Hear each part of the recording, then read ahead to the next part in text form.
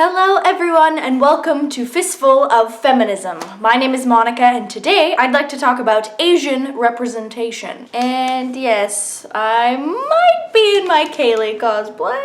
I'm Kaylee today. So as I may have mentioned previously in some of my other videos, I am a person of mixed race. So I'm a person of English origin and of Filipino origin. And for most of my life I have identified as half Asian. Now, for most of my life, I really didn't know what it meant to be half Asian.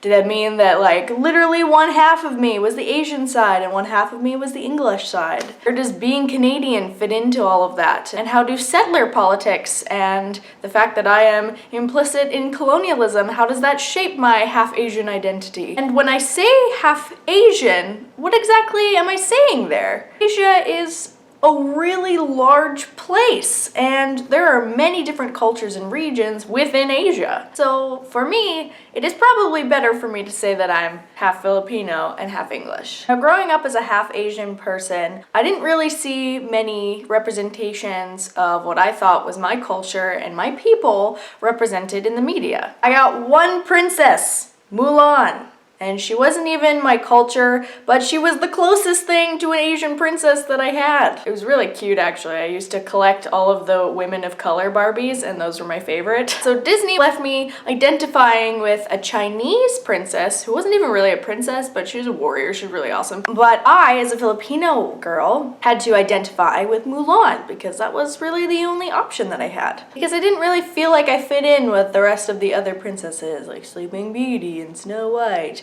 even though I'm pretty Snow White myself. This leads me to question, where is the Asian representation in the media, in Hollywood, etc.? And of course, most of us will probably not be surprised that the representation that we do have is very stereotyped. We all know the Chinese storekeeper who speaks very little English, submissive Asian woman character. And again, the Asian, it doesn't even have to be specific, it just looks Asian, whatever that means. They're very submissive and quiet, and they are just really secretly asking to be dominated. Or we have just the Orientalist view of what Asia is. We've got the sprinklings of kimonos from Japan, we've got Chinese writing, or whatever we think is Chinese writing, we've got the chopsticks in the hair, everyone's eating rice or sushi, even though those are very specific to their region where they come from. And most of the Asian people that are presented in the media are often very light-skinned. When most people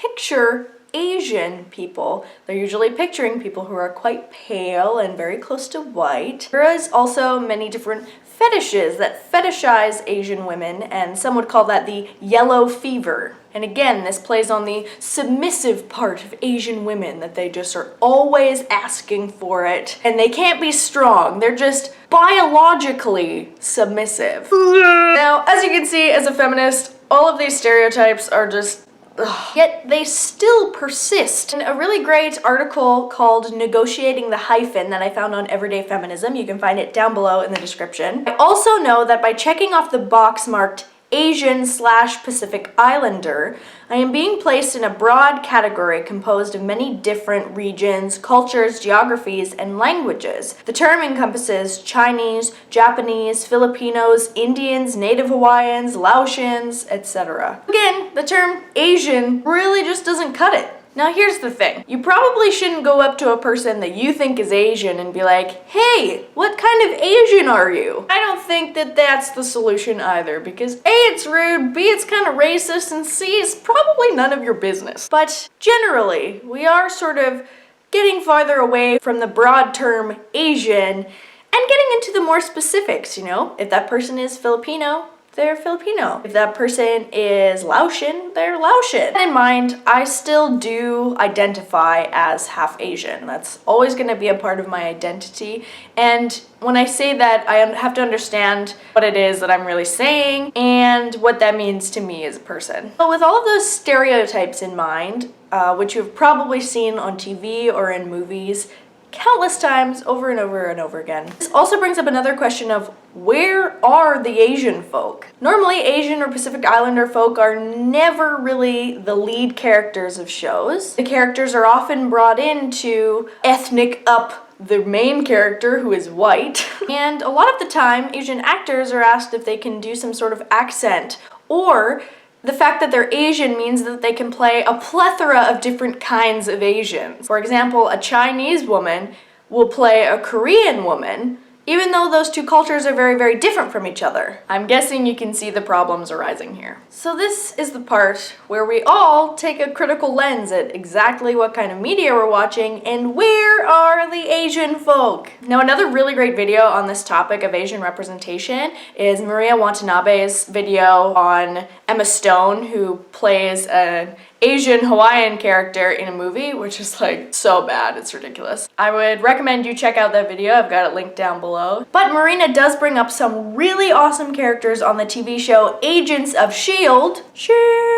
And I would like to talk about them today. First off, watch Agents of S.H.I.E.L.D. It's an amazing show. I'm a big Marvel nerd, as you can tell. There are a couple of characters that I'd like to talk about from that show. The first being Agent May, played by Na-Wen, who is also the voice of Mulan. Okay, so I just bought this the other day in the theme of this video. I'm really, really excited about it. Agent May is the most kick-ass person on TV right now. She is not portrayed as the submissive Asian woman, or rather, she's just portrayed as a really awesome rounded character. She is also known as the Cavalry in the show, and no spoilers for the show, you can watch the show to see how she got that name, but basically it's because she's the most kick-ass person I have ever seen. The other person on Agents of S.H.I.E.L.D. is named Daisy Johnson, or formerly known as Skye, and she is played by Chloe Bennett. So what is so awesome about these two women? Well, first of all, they're both Chinese, which is amazing to see badass Chinese women on TV. And secondly, they are both show leads on Agents of S.H.I.E.L.D., which means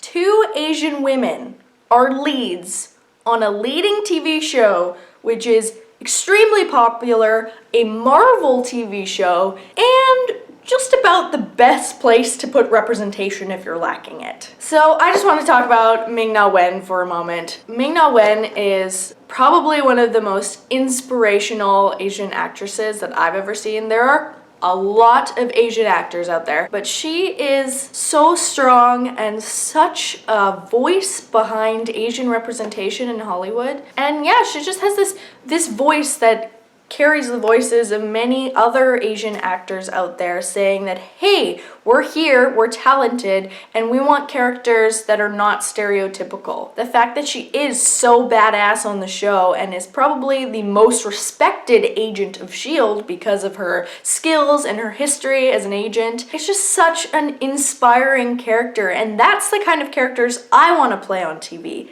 That is the kind of representation that I want for myself and for my generations after me. As I said before too, Na-Wen also plays the voice of Mulan, which really connects to my childhood. I didn't actually know that until recently, and when I found out, I was like, oh my god! Because Mulan was my hero growing up. She was everything I ever wanted to be, and when all of the white kids at school were like, you're not quite white enough, and all of the Asian students at school were like, you're not quite Asian enough, Mulan was like, whatever, I'm here, I'm gonna save China, and I'm awesome. Again, I am not Chinese, so it isn't my culture, but it's the closest thing that I had as a child. So to know that one of my favorite characters on TV is also played by my favorite Disney princess, it's kind of a mind-blowing experience for me. And also Chloe Bennett, who plays the lead on Agents of S.H.I.E.L.D., Daisy Johnson, who has recently come into her powers on the show, is also known as Quake, because she can like shake things with her hands and stuff. She is also so super awesome. I did find out though that she,